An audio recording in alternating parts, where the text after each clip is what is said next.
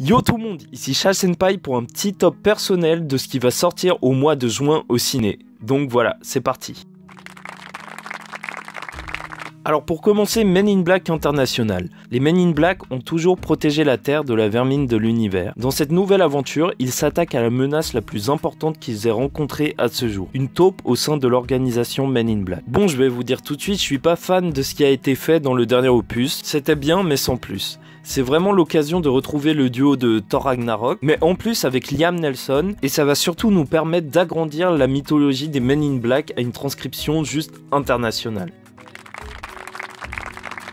Ensuite, le 19 juin, on a Tolkien. Tolkien revient sur la jeunesse et les années d'apprentissage du célèbre auteur. Orphelin, il trouve l'amitié, l'amour et l'inspiration au sein d'un groupe de camarades de son école. Mais la Première Guerre mondiale éclate et menace de détruire cette communauté. Ce sont toutes ces expériences qui vont inspirer Tolkien dans l'écriture de ses romans de la Terre du Milieu. Le truc, c'est que j'ai jamais été un grand fan du Seigneur des Anneaux, mais alors qu'on a eu une des sagas cinématographiques les plus importantes de ces dernières années, ça me paraît vraiment intéressant de revenir sur un auteur qui a su marquer l'univers geek.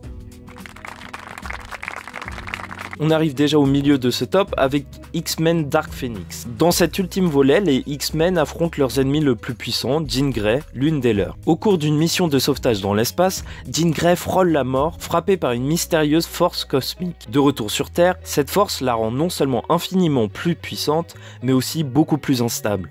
En lutte contre elle-même, Jean Grey déchaîne ses pouvoirs, incapable de les comprendre ou de les maîtriser. Devenue incontrôlable et dangereuse pour ses proches, elle défait peu à peu les liens qui unissent les X-Men. Alors pourquoi j'ai envie de voir ce film? C'est tout simple. C'est la fin de cette saga avec tous ces acteurs de X-Men, dont Michael Fassbender, que j'aime beaucoup en Magneto, et c'est surtout le premier film sous l'étendard Marvel Disney. Bon, bien sûr, le film a été écrit et tourné avant, mais je me demande vraiment si ce film va intégrer les X-Men au MCU actuel, ou va juste clore un grand arc de cinéma autour des mutants. En tout cas, c'est la conclusion d'une longue saga.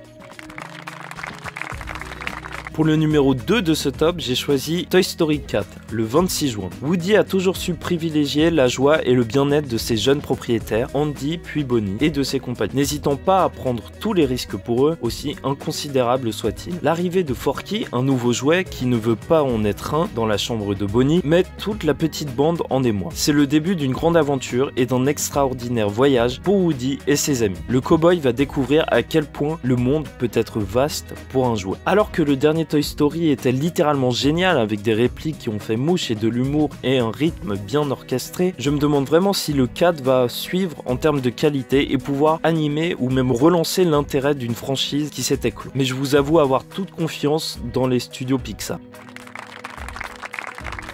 Alors en top 1, le film qui me hype le plus pour ce mois de juin, c'est Brightburn, l'enfant du mal, qui sortira sur nos écrans le 26 juin. Un enfant venu d'un autre monde se pose en catastrophe sur Terre. Loin de devenir un héros aux yeux de l'humanité, il va se révéler terriblement malveillant. Alors en fait, si ce film me hype autant, c'est parce qu'il est produit par James Gunn, qui va nous montrer ce qu'un Superman enfant avec des mauvaises intentions ferait. En gros, tout ce que Batafleck craignait. Mais ça me semble super intéressant de revenir sur l'histoire d'un Superman pour la réimaginer en Ça tourne mal. Je trouve ce concept génial et j'ai très hâte de le découvrir.